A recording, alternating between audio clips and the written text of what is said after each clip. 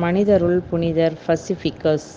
Carlo Antonio டிவைனி என்னும் இயற்பெயர் கொண்ட இவர் 1653ஆம் ஆண்டு மார்ச் மாதம் 1 தேதியன்று சான் செவரினோ என்னும் இடத்தில் பிறந்தார்.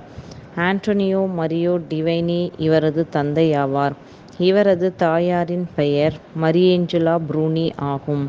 3 வயதான இவர் உறுதிப்பூசுதல் அருட்சாதனம் பெற்றதும் இவருடைய பெற்றோர் மரித்துப் போயினர்.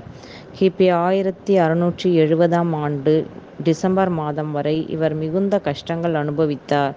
பின்னர் மார்ச் அன்கோனா நகரிலுள்ள சீர்திருத்தப்பட்ட பிரான்சிஸ்கன் சபையில் இணைந்து அதன் சீருடைகளை பெற்றார். மிகவும் கஷ்டங்களோடே படித்த இவர் கி.பி. 1678ஆம் ஆண்டு ஜூன் மாதம் 4ஆம் தேதியன்று குருத்துவ அருட்பொழிவு பெற்றார்.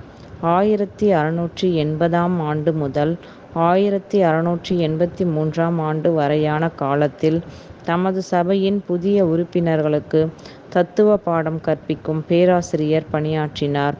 இதைத் தொடர்ந்து 4 அல்லது 5 ஆண்டுகளுக்கு ஒரு மிஷனரியாக சுற்றியிருந்த பகுதிகளில் மறைபணி புரிந்தார். அதனைத் தொடர்ந்து ஏற்பட்ட நடை தடுமாற்றம், செவிட்டுத்தன்மை மற்றும் கண் பார்வை குறைபாடு போன்றவற்றினால் அவரால் தொடர்ந்து மறைபணியாற்ற இயலாமல் போனது. பின்னர் அவர் தியான வாழ்க்கையை தொடங்கினார். அவரது வாழ்நாள் முழுவதும் ஆழ்ந்த உடல் வேதனைகள் தொடர்ந்தாலும் அவர் கடவுளிடம் மட்டுமே ஆறுதலையும் நிவாரணத்தையும் தேடிக் கொண்டிருந்தார். அதிசயமான இயற்கை சக்திகள் மற்றும் உழைக்கும் அற்புதங்களின் பரிசுகள் அவருக்கு கடவுளால் வழங்கப்பட்டிருந்தன. அவர் ஒரு தேவதூதனின் பொறுமையுடன் நோயாளிகளின் வேதனைகளை தாங்கிக் கொண்டு பல அற்புதங்களை செய்தார். மென்மேலும் கடவுளால் ஆசீர்வதிக்கப்பட்டார். இவர் ஒரு நிலையான நோயாளியாக இருந்த போதிலும் கி.பி. 1692ஆம் ஆண்டு முதல் 1693ஆம் ஆண்டு வரை சான் செவரினோ நகரிலுள்ள சாண்டா மரியா டெல் கிரேசி கான்வென்ட்டில் பாதுகாவலர் பதவியை வகித்தார்.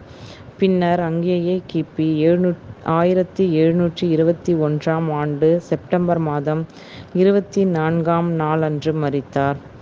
புனிதர் பசிபிகஸே எங்களுக்காக வேண்டிக் கொள்ளும்.